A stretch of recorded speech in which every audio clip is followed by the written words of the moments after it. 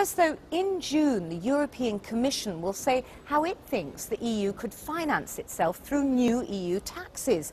But this week, here in Strasbourg, a rather more radical vision was unveiled. For many Euro enthusiasts, the rot really started when Margaret Thatcher famously demanded her money back. It is not asking the community for money, it is asking the community to have our own money back. The British rebate was born, and with it a whole new way of doing business and financing the EU through national contributions rather than dedicated taxes and other sources of income. The British rebate led to a whole series of demands by others to adjust what they put in and get back. That means not just the United Kingdom, but Austria, the Netherlands, Germany and Sweden too all have their own mini rebates. This week, a trio of prominent federalists in the European Parliament said enough was enough. They're proposing the EU starts to finance itself, doing away with those national contributions and their rebates completely.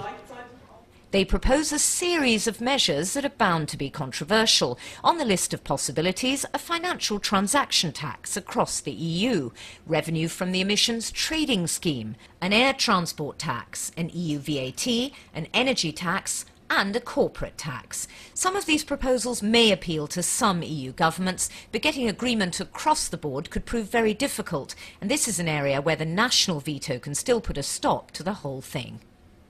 Well, to talk about this critical issue, I'm joined by three members of the European Parliament.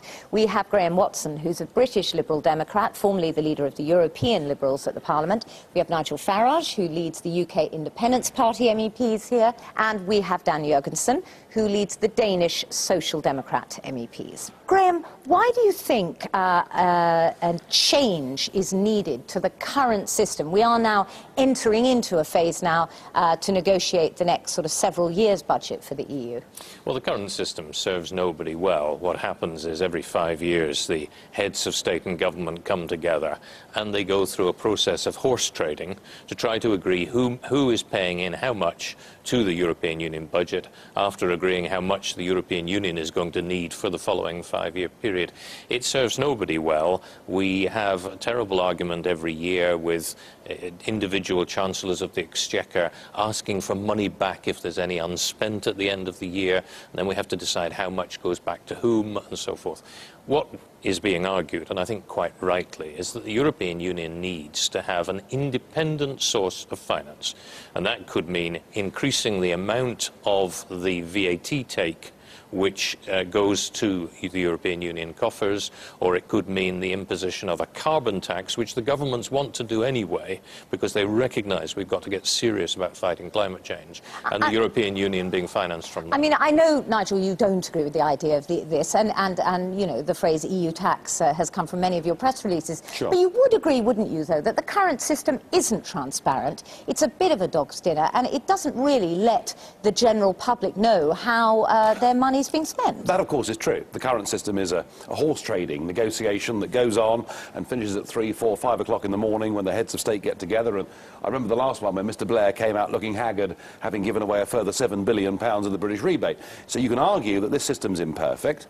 However, to replace it with the European Union itself taking on the attributes of a state and directly raising its own taxes, I think raises a whole bigger question, because we're still, certainly in Britain, under the illusion that the EU is still about cooperation between member states. And what we see with this proposal is a direct attempt at the EU becoming a government. And I don't think people want that. Do people in Denmark want that kind of thing, do you think, Dan? I think definitely the people in Denmark agree with what Graham said, that it's not transparent.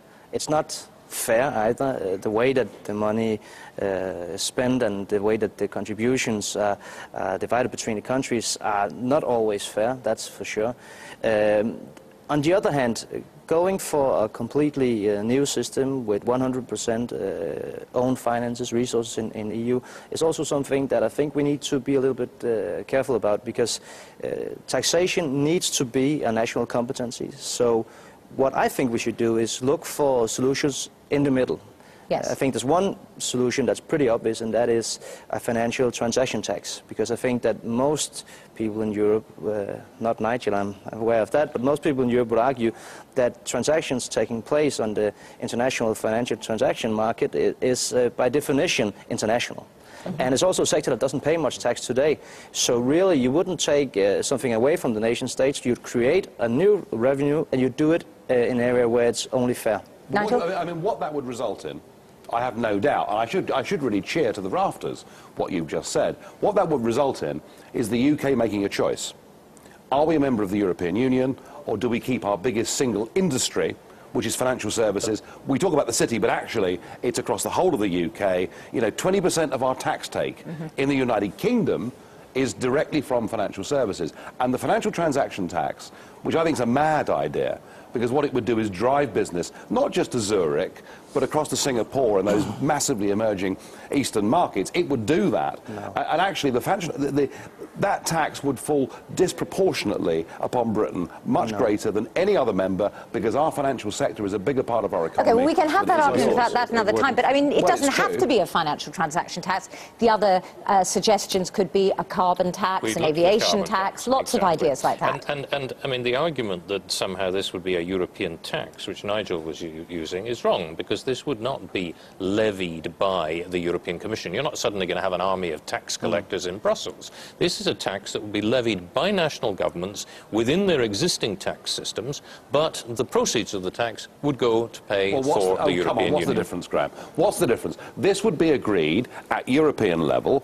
Yes. It would be agreed if there's no difference, where national governments, in fact, arguably haven't even got a veto over this. So even agreed by national governments at European level. Even if the British government disagreed with it, it could happen anyway, and then the proceeds of that go directly to the European Union. That is direct taxation. Isn't there one level on which you can argue the current system, which you say yourself is very untransparent, it's all about horse trading?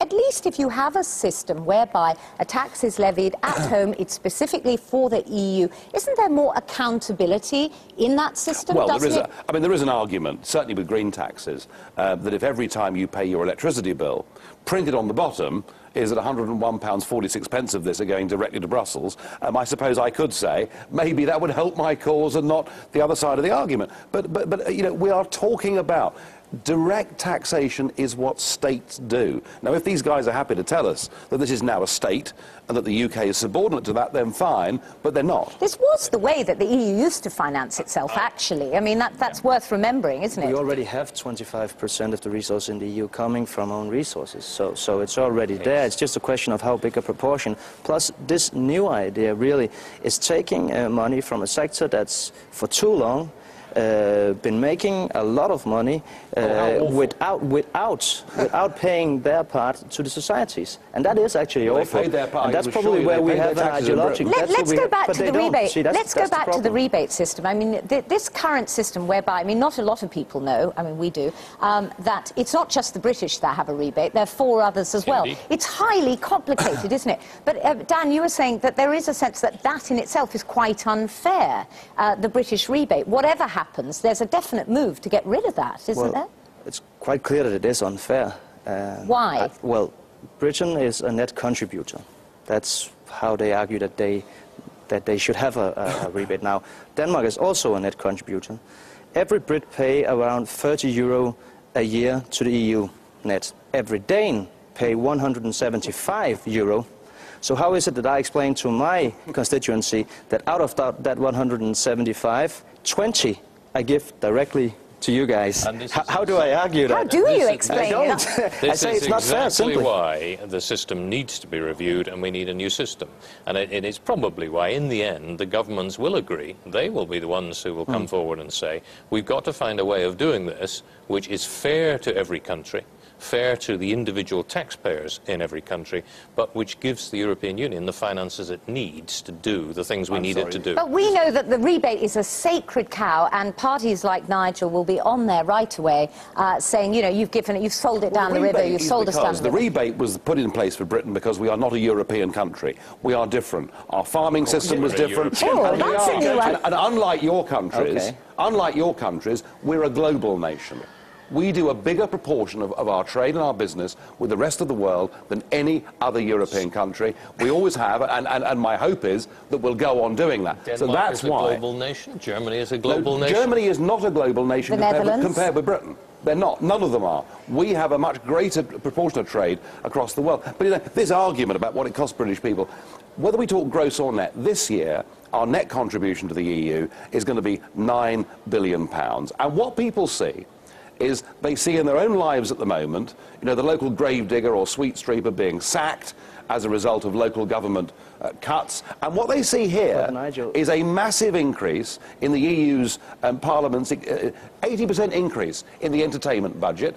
In this very building we're in downstairs, there is a fleet of cars that you can't believe. Today we voted for there to be a European House of History. I mean, can you not see that ordinary taxpayers that are suffering think these institutions are arrogant and out of touch? OK, massive increase in the EU's budget, Nigel is saying, a massive increase in the Parliament's budget. Is that what you voted for? You let him get away with this without answering a very simple question. No, I'm giving you the chance to... How do I tell my constituency that we are net payer as well, except every Dane pays 3 times as much to the EU as the British? Well, if you're getting a worse deal than us, that's a comparison of misery, isn't it? And you should be arguing that your people shouldn't be paying much money into this either. No, what I am arguing is that it's too simple a way of putting it. What you need to see is, okay, how much does the European Union matter to ordinary people in Europe? Very little. It matters a lot. We make common rules on environments. We make common rules. Well, one of the reasons some of them hate it is because people like you don't tell... Your country said no in a referendum, do it? Listen. Twice. Great. Let Dan finish his sentence and I'll come to Graham. The Danish people, and they keep saying no. You know, the way you argue is one of the reasons people don't like politicians in my country. We try to be a little bit more polite, but that's different, of course. Graham, let's hear from Graham. Yeah, where Nigel's argument falls down is he said it's terrible that the UK is paying £9 billion every year in net to the European Union, which will be the case next year. But what he doesn't point out is that we're paying £60 billion a year for health, we're paying £132 billion a year for social security and pensions. For £9 billion, it's all it's costing us. We're getting a fantastic deal from the European Union. We're getting the solidarity of being part of an association of 27 nations. We're getting the diplomatic clout that it gives us. We're getting the clout that it gives us in trade talks, such as our free trade agreement with India, for example. We don't exist. We are getting all of the benefits of all of the European policies which bring money into my constituency every year. Outside of the EU, we could negotiate our own trade deal with India. As part of the EU, we're banned from doing so. Outside and you of the talk EU, about influence. we would be like Norway. We would have to pay more money to trade. Well, the Norwegians are rather richer than we are, aren't they? Than we currently pay as a And they keep their own fish. We'd have to pay more money to trade. I'd love to be in Norway. All right, well, as usual, we always get back down to fundamentals. Thanks very much, all of you.